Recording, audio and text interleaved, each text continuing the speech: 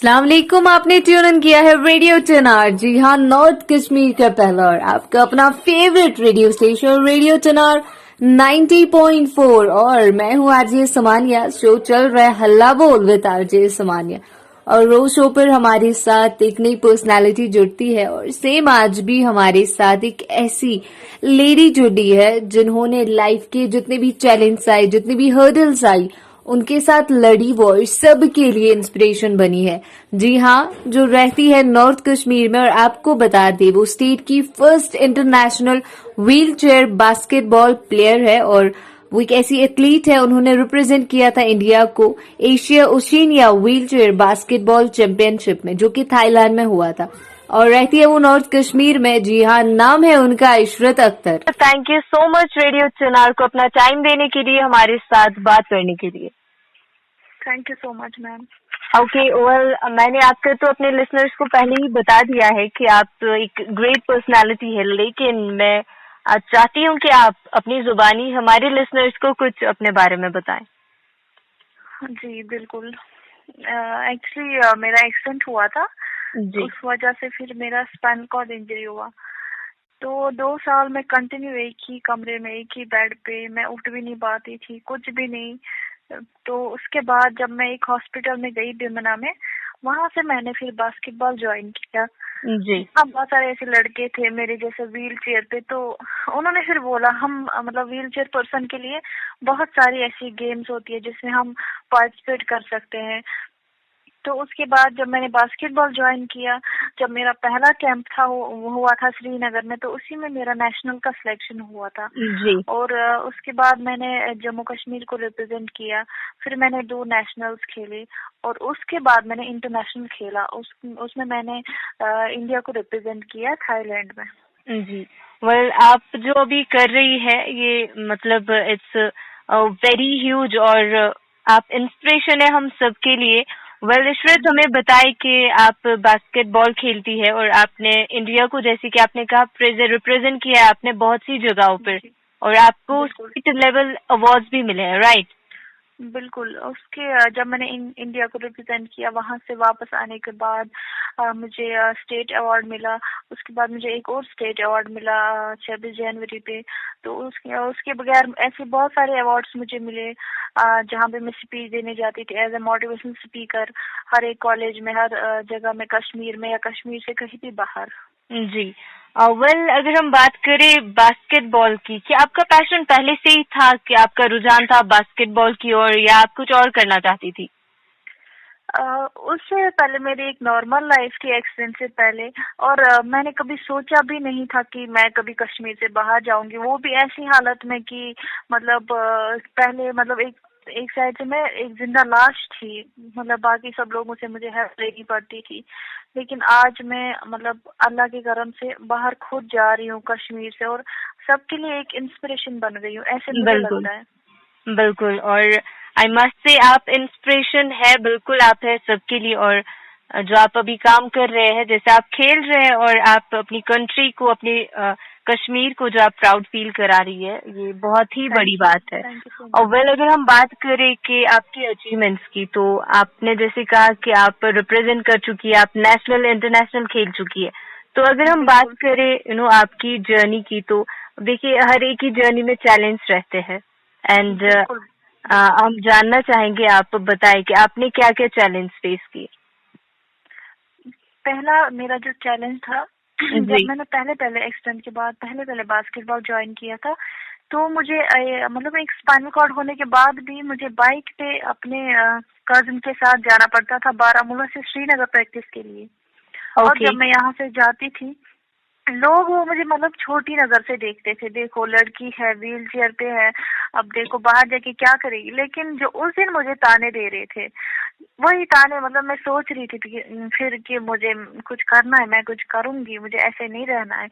तो उसके बाद जब मैंने इंटरनेशनल खेला, आज वही लोग ऐसे मेरे साथ बात करते हैं, अपने बच्चों को मेरी मिसाल देते हैं, देखो इसकी तरफ, इसने इस हालत में भी होके किस स्टेज तक पहुंच गई है ये।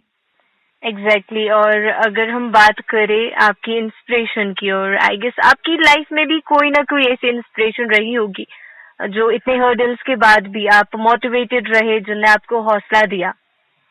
बिल्कुल। एक्चुअली मेरी स्टेप मदर है और मेरे पापा हैं। घर मतलब फैमिली में पूरी फैमिली मुझे अगर उनका सपोर्ट नहीं होता शायद मैं इस लेवल पे पहुंच ही नहीं पाती कभी। हमेशा वो लोग मुझे मोटिवेट करते रहे, मुझे सपोर्ट करते रहे, उनकी वजह से मैं आज इस लेवल पे पहुंची हूँ। राइट किड्स, ओके, लाइफ में ऐसी चीजें हो जाती है बट हिम्मत नहीं हारनी है, आगे बढ़ना है। आई गेस मैं देख सकती हूँ और अभी आप जिस लेवल पर है उनका सपोर्ट प्यार ही रहा होगा। वेल इशरत, अगर हम अभी बात करें तो प्रेजेंटली आप क्या कर रही है, अभी किस चीज की तैयारी हो रही है? अभी फिलहाल मैं पढ़ाई मेरी हो रही है। एक्सीडेंट के 4 साल बाद मैंने फिर से पढ़ना स्टार्ट किया। फिर मैंने 10th पास किया, 11th पास किया। इस साल मैं 12th क्लास में हूँ, तो उसकी तैयारी कर रही हूँ। ग्रेट। तो क्या सब्जेक्ट है आपके, क्या पढ़ रही है आप? मेरे सब्जेक्ट आर्ट्स है, उसमें education, EVS, English, Urdu, political science. Okay great. तो अभी क्या लगता है आपको, आगे आगे भी आपको बास्केटबॉल में ही आगे जाना है या आप कुछ और पढ़ाई आगे बढ़ाएंगी, या बास्केटबॉल ही आपका पैशन है और आप इसी में आगे बढ़ेंगी स्पोर्ट्स में ही? बिल्कुल, मैं पढ़ाई भी कंटिन्यू रखूंगी और उसी के साथ मैं बास्केटबॉल भी कंटिन्यू रखूंगी, क्योंकि जिस बास्केटबॉल ने मुझे इतना बड़ा नाम दिया बिल्कुल। आज, मतलब उसी की वजह से अगर मैं बास्केटबॉल ज्वाइन नहीं करती तो शायद मैं कभी पढ़ाई भी कर नहीं पाती आगे। फिर मैंने सोचा, अब मैंने इंडिया को रिप्रेजेंट किया, मैं क्यों शर्माऊंगी बाहर आने से, वो भी व्हील चेयर पे। फिर मैं खुद अकेले एग्जाम देने, स्कूल, हर जगह जहाँ भी जाना होता है अकेले जाती हूँ। जी। एंड वेल आपने जो करके दिखाया आप सबके लिए इंस्पिरेशन है कि आपने इतनी प्रॉब्लम्स देखी, इतने चैलेंज, इतने हर्डल्स के बाद आप जिस मुकाम पर है, आई मस्ट से कि सबको देखना चाहिए और आपको देखकर हौसला मिल रहा है हम सबको कि आपने इस सिचुएशन में भी आप कितना अच्छा काम कर रही है। वो कहते हैं ना कि आप एग्जाम्पल है कि हिम्मत नहीं हारो, बस आप डेडिकेटेड रहो, आपको लाइफ में कुछ भी मिलेगा। राइट? थैंक यू जी। तो इशरत, हमें आप बताएं कि अगर हम बात करें, जैसे आपने कहा कि चैलेंज काफी ज्यादा रहे, तो लोग जो हमेशा, आप अगर अच्छा करेंगे तभी आपको डिमोटिवेट करेंगे, बुरा करेंगे आप तभी बातें होगी। तो आपने भी ऐसा कुछ सुना, आपसे कहा गया कि घर पे बैठो, तुम क्या कर लोगी, आप कुछ नहीं कर पाओगे, आप घर पे बैठ के अपना ख्याल रखो? बिल्कुल। ओके, तो क्या कहा जाता था? जब मैं बाहर जाती थी तो लोग मतलब इतनी छोटी नजर से ऐसे देखे रहते थे जैसे उन्होंने कभी कोई इंसान देखा ही नहीं है व्हील चेयर पे। जी। तो ऐसे मतलब फिर देखो, लड़की व्हील चेयर पे बाहर जा रही है, इसकी फैमिली कैसे अलो कर रही है इसे ऐसे व्हील चेयर पे बाहर जाने से। लेकिन फिर मैंने सोचा अगर मेरी फैमिली मेरा सपोर्ट कर रही है तो लोगों का क्या है, वो तो हमेशा डिमोटिवेट करते ही रहेंगे। मुझे आगे जाना है तो मैं जाऊंगी, लोगों को बोलने दो जो उनको बोलना है।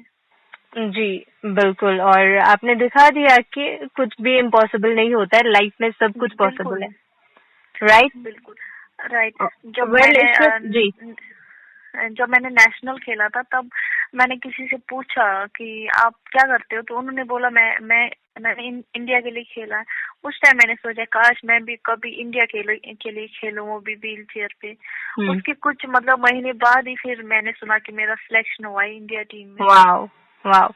वेल, जब आप नेशनल्स के लिए जाती है, इंटरनेशनल्स के लिए आप खेलती है, इतने अवार्ड्स आपको मिलते हैं, तो फैमिली का क्या, जब आप वापस आती है तो क्या लगता है आपको कि फैमिली का कैसा, कैसे की आंखों में जो चमक होती है वो अलग ही होती है? हम बिल्कुल। तो कैसा फील होता है तब आपको? मेरी फैमिली को मैं अपने पापा की बात करूंगी, उनको मुझ पे इतना प्राउड फील होता है। एक बार वो एक जगह हॉस्पिटल में गए थे तो उनको किसी ने पूछा था ऐसे कि आप कहाँ रहते हो, तो उन्होंने बताया था हम डिस्ट्रिक्ट बारामूला में रहते हैं। तो वो जो पूछने वाले थे वहाँ पे, उन्होंने बोला कि वहाँ पे एक ऐसी लड़की है व्हील चेयर पे, उसने इंडिया को रिप्रेजेंट किया है, क्या आप उसे जानते हो? उन्होंने बोला, मतलब मेरे पापा ने बोला, मैंने उसे फक्र से बोला कि वो मेरी बेटी है, लेकिन उनको भरोसा नहीं हुआ कि वो आपकी बेटी है। तो जब उन्होंने मेरा फोटो फिर उनको दिखाया, देखो कि ये मेरी बेटी है, उनको इतना मतलब प्राउड फील होता है कि नहीं, इस हालत में भी इसने इतना नाम कमाया, अपना फैमिली का नाम बनाया। तो वो मुझे मतलब बहुत मतलब प्राउड फील होता है तब कि मेरे पापा को आज मेरे नाम से जानते हैं। वाओ। और इससे बढ़िया चीज क्या हो सकती है, और क्या चाहिए एक बच्चे को कि उसके पेरेंट पक्ष से उसका नाम ले? वेल अगर हम बात करें आपके सपोर्ट्स की, तो सपोर्ट्स में आपका फेवरेट पर्सन कौन है, जिनको देखकर आप जो खेलते हैं और आप देख के कहते हैं वाह मैंने एक दिन बिल्कुल इनकी लेवल का बनना है और इनको ही फॉलो करना है? बिल्कुल।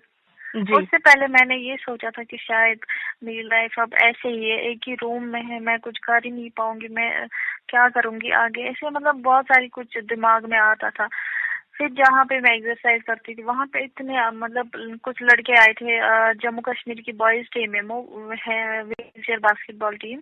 तो उनसे फिर जब मैंने देखा, मैं ये सोचा नहीं मैं ही नहीं हूँ अकेली ऐसे व्हील चेयर पे। तो उनसे फिर बात करके उन्होंने फिर मुझे ऐसे ऐसे मतलब रास्ता दिखाया क्या करना है व्हील चेयर पे, क्या क्या क्या कर सकते हैं। राइट। ओके, तो आपसे जानना चाहेंगे कि आपका फेवरेट स्पोर्ट्स पर्सन कौन है? मेरा हमारी टीम की कैप्टन कार्तिकी पटेल। ओके, वाह ग्रेट। वेल अगर हम बात करें आपकी पढ़ाई को लेकर और आपका सपोर्ट, तो कैसे आप मैनेज करते हैं? आई मीन ये काफी डिफिकल्ट है, एक साइड से अपनी पढ़ाई मैनेज करना, दूसरी साइड से आप अपना खेल भी जो है वो आपको प्रैक्टिस करनी होती है, तो आप कैसे मैनेज करते हैं टाइम? प्रैक्टिस तो मैं फिलहाल यहाँ पे करती हूँ। मैं एक्चुअली जम्मू में होती थी, वहाँ पे करती हूँ। जहाँ पे भी मैं मतलब महीने 2 महीने के लिए जाती हूँ, वहाँ पे मैं अपनी प्रैक्टिस स्टार्ट करती हूँ। और जब मैच होता है उससे पहले हमारा कैंप होता है टीम का एक ही जगह, या तो चेन्नई में या किसी और जगह होता है, तो वहाँ पे हम प्रैक्टिस करते हैं। Okay great. वेल आपने इंडिया को रिप्रेजेंट किया था Asia Oceania wheel chair basketball championship में, तो प्लीज हमें उसके हवाले से थोड़ा सा बताएं। जी, जब मेरा सिलेक्शन हुआ था तो जी। मुझे पता नहीं था। फिर मेरे coach captain Louis Joy sir, उन्होंने कश्मीर में मुझे ढूंढा कि हमारी जम्मू कश्मीर की एक प्लेयर है वो नहीं आ रही कैंप में, क्योंकि यहाँ पे पूरा बंद था तब। तो उसके बाद जब यहाँ से मैं पूरा बंद था, फोन भी बंद थे, तो मैं चेन्नई पहुंच गई एक ही दिन में। उसी जी। अगले दिन हमारा कैंप स्टार्ट हुआ, तो उसी कैंप में फिर मेरा इंडिया टीम में सिलेक्शन हुआ। और उसके 1 महीने बाद हम पूरी टीम के साथ boys team girls team Thailand गए, और वहाँ पे हमने इंडिया को रिप्रेजेंट किया। और वहाँ पे ऐसी बहुत सारी टीम्स थी, थाईलैंड, ईरान, अफगानिस्तान या बाकी सारी टीम्स चाइना से थे, उनके साथ हमारा कंपटीशन था। ओके। वेल आपने और भी इंटरनेशनल्स खेले राइट? 1 international 2 national. ओके, तो आप बताएं हमें उनके रिलेटेड कि कैसा फील होता है जब आप अपनी कंट्री को रिप्रेजेंट करते हैं इंटरनेशनल लेवल पे, नेशनल लेवल पे, तो कैसा फील बहुत ही होता प्राउड फील होता है जब हम किसी को बोलते हैं नहीं हम या जम्मू कश्मीर से, हमने जम्मू कश्मीर को रिप्रेजेंट किया है, या इंटरनेशनल खेलते हैं वहाँ पे हम फख्र से बोलते हैं कि हम इंडिया से या इंडिया को रिप्रेजेंट किया है। है? जी। तो बहुत ही अच्छा फील होता है तब। ओके, आपको क्या लगता है अगर हम वैली की बात करें तो यहाँ पर जो अगर हम स्पोर्ट्स का फील्ड देखें तो आपको क्या लगता है कितना वास्ट है और बच्चों को कितना जाना चाहिए? अभी आपको तो पता है टैलेंट बहुत ज्यादा है और हमारे बच्चे जो है वो जा रहे हैं, बिल्कुल। चाहे वो मार्शल आर्ट्स हो कोई और स्पोर्ट्स हो तो जा रहे हैं, तो क्या लगता है आपको कितना वास्ट फील्ड है? मैं अपनी बात बोलूंगी, शायद कोई होगा नहीं कश्मीर में हमारी मतलब टीम के बगैर जिसने व्हील चेयर पे होके कुछ ऐसा किया होगा। और मैं बाकी लोगों की बात करूंगी जो स्पोर्ट्स में आना चाहते हैं या है। स्पोर्ट्स बहुत ही अच्छा फील्ड है जिसमें हम खुद का मेंटली भी मतलब कभी डिसअपॉइंटेड नहीं होंगे या कोई भी परेशानी होगी। मतलब एग्जैक्टली, आप फिजिकली भी मेंटली भी आपको फिट रखता है, फिजिकली ही नहीं आप मेंटली भी काफी ज्यादा काम हो जाते हैं। बिल्कुल। राइट। वेल अगर हम बात करें वैली की तो आपको क्या लगता है अगर हम इंफ्रास्ट्रक्चर की बात करें तो यहाँ पर क्या कुछ लूप होल्स है सिस्टम में जिसकी वजह से जो टैलेंट है स्पोर्ट्स के फील्ड में आगे नहीं बढ़ पाते? आगे इसलिए नहीं बढ़ पाते, किसी किसी की फैमिली उनको सपोर्ट नहीं करती है, तो वो चाहते हैं कि नहीं हम नहीं करेंगे। अब फैमिली सपोर्ट नहीं कर रही है, या फैसिलिटी की बात करें कश्मीर में ऐसी फैसिलिटी नहीं है। मैं अपनी बात करूंगी, मैं व्हील चेयर पे होकर श्रीनगर बारामूला से प्रैक्टिस करने जाती थी, वो क्योंकि हमारे डिस्ट्रिक्ट बारामूला में कहीं बास्केटबॉल कोर्ट नहीं है। एग्जैक्टली। और फैसिलिटीज की वजह से बहुत ही सारी ऐसी प्रॉब्लम्स आ रही है जो फिर ऐसे मन नहीं होता चलो फैसिलिटी नहीं है हम क्या करेंगे, ऐसे फैसिलिटी के बगैर हम कैसे खेल पाएंगे, कैसे प्रैक्टिस कर पाएंगे। Right, exactly. और शायद यही रीजन रहता है जो स्पोर्ट्स पर्सन को छोड़ देते हैं। और डिमोटिवेट हो जाते हैं। जो है वो अपनी फैमिली का सपोर्ट रहना चाहिए, फैमिली साथ रहनी चाहिए, जिस फील्ड में आप जाना चाहते हो उस फील्ड में। वेल आई नो आपका स्केड्यूल काफी टाइट है, लेकिन लास्ट में मैं आपसे जरूर जानना चाहूंगी कि आप जो है इशरत, आप रेडियो जी से भी मिली थी? बिल्कुल।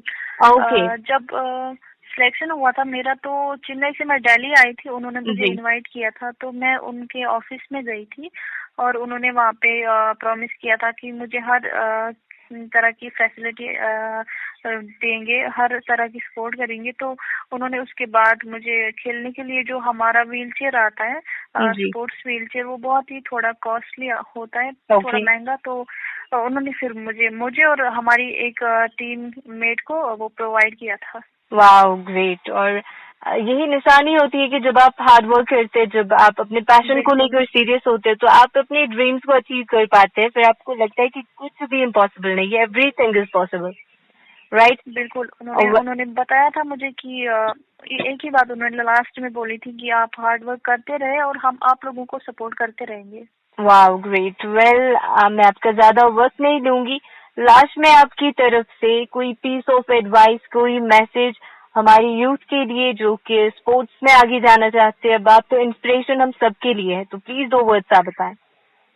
मेरी हमेशा एक ही मैसेज रही है, अगर कोई भी किसी जगह हमारे जैसा व्हील चेयर पर्सन हो, कोई आना चाहता है, हमारे साथ ज्वाइन करना चाहता है, तो वो आ सकता है, हमारे साथ ज्वाइन कर सकता है, या बाकी सारे जो सपोर्ट्स में है वो बहुत ही आगे जाए। ऐसे मतलब सोचना नहीं है कि देखो लोग क्या कहते हैं क्या नहीं, लोगों की बातों को पीछे छोड़ के हमें आगे बढ़ना है। वेल बहुत ही बढ़िया, बहुत खूब। Thank you so much thank you Ishrat, हमें अपना टाइम देने के लिए। Thank you so much. Thank you so much.